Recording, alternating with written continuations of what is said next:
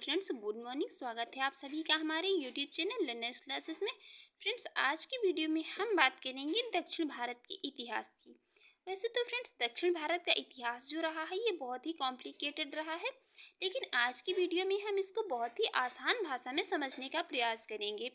तो चलिए शुरू करेंगे। इससे पहले फ्रेंड्स, अगर आपको हमारी ये वीडियो अच्छी लगती है, वीडियो का कंटेंट आपको पसंद आता है, आपके एग्जाम के लिए हेल्पफुल रहता है, तो आप हमारे यूट्यूब चैनल पर पहली बार हैं तो चैनल को सब्सक्राइब कर लीजिएगा, वीडियो को लाइक कर दीजिएगा एंड शेयर करिए। एंड जो भी आपके सजेशन हो उसे कमेंट बॉक्स में ज़रूर बताइएगा। तो चलिए शुरू करेंगे। देखेंगे यहाँ पर दक्षिण भारत का इतिहास जो था, तो यहाँ पर इसमें हम 100 ईस्वी से लेकर के जो 1200 ईस्वी का समय काल रहा था उसको पढ़ेंगे। इसको दो भागों में मतलब विभाजित किया गया। पहला जो रहा था 100 ईस्वी से लेकर के 300 ईस्वी तक का जो समय रहा था उसको संगम काल कहा गया था। और इस संगम काल में जो है तो ये चेर, चोल और पांड्य राजाओं ने राज्य किया हुआ था। और 500 ईस्वी से लेकर के 1200 ईस्वी तक का जो समय काल रहा था, तो इसके अंतर्गत जो है दक्षिण भारत के जो अन्य राजवंश थे उन्होंने राज्य किया हुआ था, जिनमें पल्लव, राष्ट्रकूट, चालुक्य और चोल राजाओं ने इसमें राज्य किया हुआ था।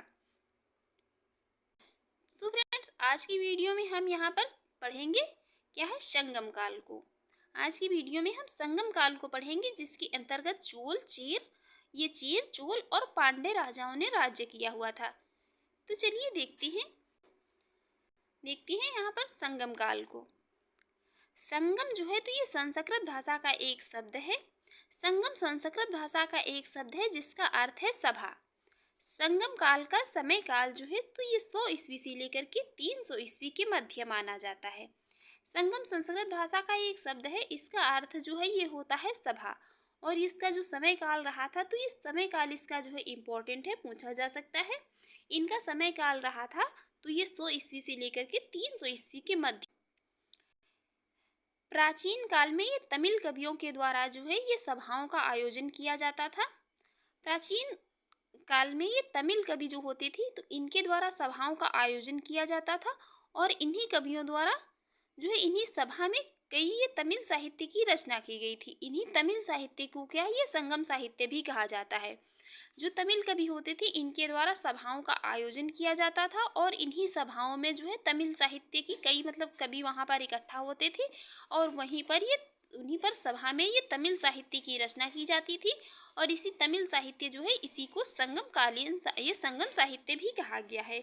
और फ्रेंड्स, यहाँ पर एक पॉइंट मतलब मोस्ट इम्पॉर्टेंट है कि जो ये संगम कालीन साहित्य होता था तो यहाँ पर जो राजा के लिए एक शब्द प्रयुक्त किया गया था तो वो थे कोन, को और मन्नन। कोन, को और मन्नन ये तीन शब्द जो है तो संगम कालीन साहित्य में किसके लिए, राजा के लिए प्रयुक्त शब्द हैं। याद रखेंगे कौन कौन से, कोन, को और मन्नन, ये तीन शब्द इम्पॉर्टेंट हैं। ये राजा के लिए संगम कालीन साहित्य में प्रयुक्त किए जाते थे। संगम कालीन राज्यों को।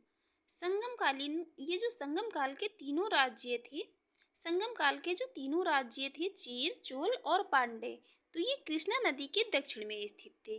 ये तीनों राज्य जो थे तो ये कृष्णा नदी के दक्षिण में स्थित थे। ये थी यहाँ इधर से मतलब कृष्णा नदी, और ये कृष्णा नदी के दक्षिण में चेर, चोल और पांड्य जो है तो ये तीनों कृष्णा नदी के कहाँ पर, दक्षिण में स्थित हैं। क्वेश्चन इंपॉर्टेंट है, पूछा जा सकता है कि ये कहाँ पर स्थित थे, तो कृष्णा नदी के दक्षिण में स्थित थे। और जो चेर राज्य था इसका प्रतीक क्या था, धनुष था।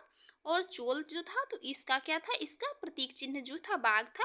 और जो पांड्य राज्य था इसका प्रतीक चिन्ह क्या था, मछली था।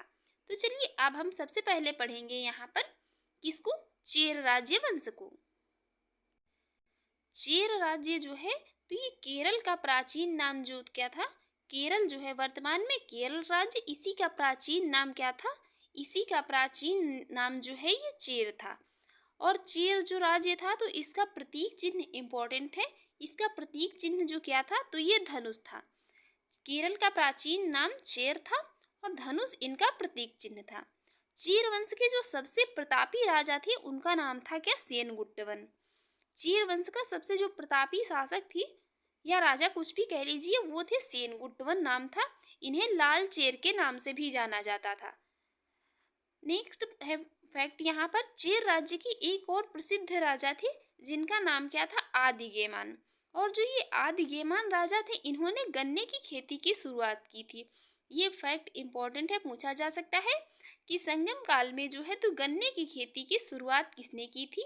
तो ये आदिगेमान राजा थे चेर राज्य के, इन्होंने गन्ने की खेती की शुरुआत की थी। बाकी यहाँ पर चेर राज्य से कुछ मतलब चेर राजवंश से इतना इम्पोर्टेंट नहीं है।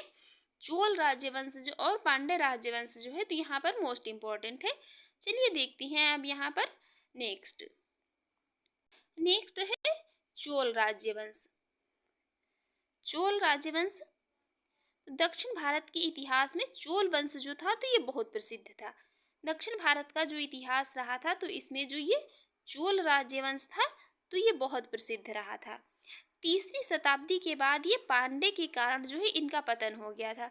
तीसरी शताब्दी के बाद जब ये पांडे मतलब पांडे राजाओं का राज्य हो गया, पांडे शासकों का, तो इनका पतन हो गया तथा बाद में ये 9वीं शताब्दी में इनका फिर से उदय हुआ। और चोलों का जो प्रतीक चिन्ह था क्या था, बाघ था। चोलों का प्रतीक चिन्ह जो था बाघ था। एक बार इनका मतलब पतन हो गया था और 9वीं शताब्दी में इनका जो है फिर से उदय हुआ था। चोल जो राजा थे तो चोलों ने जो है अपनी राजधानी बनाई थी। तो ये उरयूर, मंतूर और तंजौर को अपनी राजधानी बनाया था चोलों ने। चोल वंश के जो प्रमुख शासक थे उनमें थी राजराज प्रथम, राजेंद्र चोल और ये कुलोत्तुंग प्रथम। ये मतलब शासक जो थे तो इम्पोर्टेंट थे, इनसे जो है क्वेश्चन बनते हैं एग्जाम में। नेक्स्ट देखेंगे यहाँ पर, नेक्स्ट जो है ये इम्पोर्टेंट है, चोल स्थापत्य की जो उत्कृष्ट नमूने थे। तो जो चोल स्थापत्य की उत्कृष्ट नमूने थी तो ये तंजौर के सयो मंदिर जो राजराजेश्वर या बृहदीश्वर नाम से प्रसिद्ध है। और इसका निर्माण जो है तो ये राजराज प्रथम के समय काल में हुआ था। चोल स्थापत्य की जो उत्कृष्ट नमूने हैं तो ये तंजौर के सयो मंदिर हैं, जिनको कि ये राजराजेश्वर या बृहदीश्वर नाम से इनको जाना जाता है। और इनका निर्माण जो है कब हुआ था, तो फ्रेंड्स ये राजराज प्रथम के काल में हुआ था। नेक्स्ट फैक्ट है यहाँ पर, चोल साम्राज्य को जो है तो ये प्रशासन की सुविधा के लिए 6 प्रांतों में विभाजित किया गया था। चोल साम्राज्य जो था तो इसको प्रशासन की सुविधा के लिए 6 प्रांतों में विभाजित किया गया था। देख लेंगे वो 6 प्रांत कौन कौन से थे। तो जो चोल साम्राज्य में मतलब ये प्रशासन की सुविधा के लिए 6 प्रांतों में इनको विभाजित किया गया था। तो जो प्रांत होते थे उनको क्या कहा जाता था, उनको मंडलम कहा जाता था। और प्रांत का विभाजन जो हुआ था तो ये कोट्टम अथवा वलनाडु में हुआ था। और प्रत्येक कोट्टम में जो है क्या होता था, कई नाडु होते थे। जिला जो होता था तो उसको क्या कहा जाता था, जिला जो होता था तो जिले को नाडु कहा जाता था। और नाडु की जो सभा है होती थी उसको क्या कहा जाता था, उसको नाट्टार कहा जाता था। नाडु की जो सभा होती थी उसको नाट्टार कहा जाता था। और जो यहाँ पर ये ग्राम या संघ को क्या कहा जाता था, ग्राम या संघ जो होते थे तो इनको क्या कहा जाता था, कुर्रम कहा जाता था। इम्पोर्टेंट है, याद रखेंगे। नेक्स्ट बात करेंगे यहाँ पर, चोल राज्य के जो सबसे योग्यतम शासक थे। चोल राज्य के ये सबसे योग्यतम शासक थे कौन, राजेंद्र प्रथम। इन्होंने बंगाल की खाड़ी को जो है चोल झील का स्वरूप प्रदान किया था। ये मोस्ट इम्पोर्टेंट है, मोस्ट इम्पोर्टेंट है, बहुत बार पूछा गया है एग्जाम में। चोल राज्य के सबसे योग्यतम शासक थे कौन, राजेंद्र प्रथम। इन्होंने बंगाल की खाड़ी जो थी तो इसको ये चोल झील का स्वरूप प्रदान किया था। अब हम बात करेंगे पांड्य राज्य की। अब हम बात करेंगे यहाँ पर पांड्य राज्य की। इस राज्य का सर्वप्रथम उल्लेख जो है तो ये मेगस्थनीज ने अपनी पुस्तक इंडिका में किया है। पांड्य राज्य जो था तो इसका सर्वप्रथम उल्लेख जो हमें मिलता है तो ये मेगस्थनीज की पुस्तक है इंडिका, इसमें मिलता है। इनकी राजधानी जो थी कौन थी, मदुरई थी। पांड्य राज्यों की जो राजधानी थी मदुरई थी, बहुत पूछी जाती है, इंपॉर्टेंट है। पांड्य राजाओं के संरक्षण में 3 संगम आयोजित किए गए थे। ये संगम मोस्ट इम्पोर्टेंट है। तो देखते हैं कौन कौन से वो 3 संगम थे। पांड्य राजाओं के संरक्षण में 3 संगम आयोजित किए गए थे। तो पहला प्रथम संगम जो था तो ये कहाँ पर आयोजित किया गया था, मदुरई में आयोजित किया गया था। और इसकी अध्यक्षता किसने की थी, तो ये अगस्त्य ऋषि ने की थी। प्रथम संगम कहाँ पर, मदुरई में, अध्यक्षता अगस्त्य ऋषि ने।